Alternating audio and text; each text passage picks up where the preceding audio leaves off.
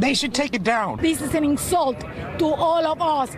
Outrage from some Cuban Americans after seeing this billboard along the Palmetto Expressway. No to dictators, no to Trump, reads the sign. Our mission is to beat Donald Trump. The billboard is paid for by Mad Dog, a political action committee known for putting up anti-Trump billboards across the country. So I think it's very fair to compare Donald Trump, who in his wildest dreams, he aspires to be Fidel Castro. How many people have died just fleeing that country? Plus how many people are in jail? How many people have been their life destroyed because of him? Wednesday afternoon, a group met near Northwest 67th Avenue and 167th Street to protest the billboard.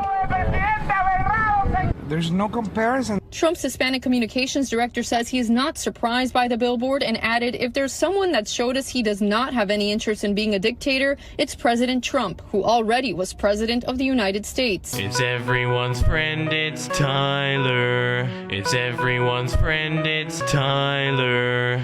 Hey guys, Tyler here. When it comes down to the issue of this particular billboard, I don't think it's necessarily fair to compare and contrast Fidel Castro to Donald Trump in the slightest. And I think the biggest fallacy that is actually committing is something that is known as a false equivocation. A false equivocation fallacy is when an argument or a claim of which two completely opposing arguments appear to be logically equivocant when in fact they're not. The confusion is often due to one shared characteristic between two or more items of comparison and the argument that is way off and the order of magnitude, overly simplified, or just important additional factors have been ignored. I don't necessarily think it's actually fair to compare and contrast Castro and Trump for many different reasons. The primary reason is the fact that in terms of free press, it did not necessarily exist underneath the case for Fidel Castro. This article says right here, no free press in Cuba. It continues to say, a few days after he took power in 1959, Fidel Castro decreed, when there is crime, there is no freedom of the press. Crime is when what is happening is being hidden. Only 15 months after this declaration, on May 14, 1960, the last autonomous newspaper in Cuba, Free Press, was closed. When it comes down to the whole entire issue about the lack of free press, I would say that the Democrats are actually much more guilty in comparison to Donald Trump. At the very most, Donald Trump has stated that they're basically full of fake news. Meanwhile, for the case of the Democrats, they don't necessarily like websites such as WikiLeaks, as well as the fact that they don't like the fact that people who are whistleblowers like Snowden actually exist too. And so I don't see the comparison between the lack of free press and Donald Trump. What about the whole entire issue about concentration camps? Because Fidel Castro was also pretty much guilty of such actions when he was in power. From the BBC News, Fidel Castro takes blame for persecution of Cuban gays. The former president told the Mexican newspaper that there were moments of great injustice against the gay community.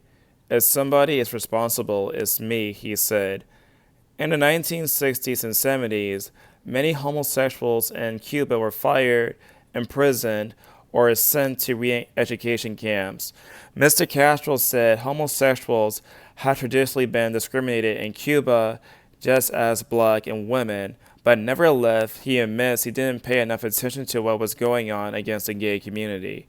At the time, we were being sabotaged systematically. There were armed attacks against us. We had too many problems.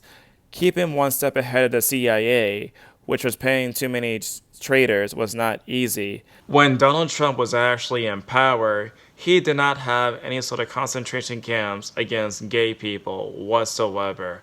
As a matter of fact, at the most, when he was in power, what occurred was that he made sure that transgender people don't join the military, But as far as actually wanting to go out his way to just persecute gay people because they're gay, we have no such evidence of that whatsoever.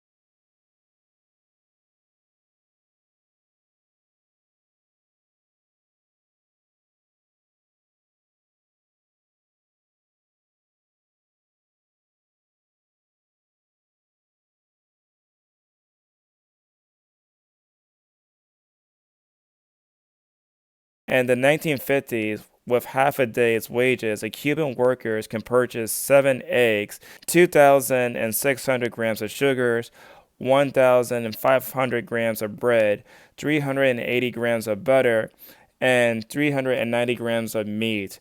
Additionally, when it comes down to economic growth, Trump was actually pretty high in comparison to Obama and the other presidents. So we actually have people who are actually poor on the street, but they can actually have food in their stomach in comparison to what's going on within Cuba. The main point that I'm trying to say in this video is that one has nothing to do with the other, because both Castro and Trump are completely different people.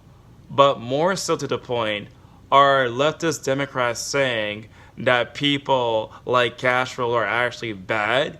Because the last time I checked, there are many people who continue to wear Che t-shirts to this very day, even though they have no idea what exactly was that particular man.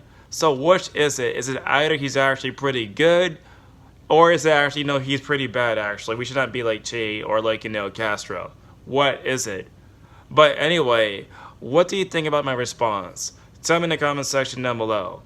And as always, I'll see you guys in the next video. It's everyone's friend, it's Tyler. It's everyone's friend, it's Tyler. It's everyone's friend, it's Tyler.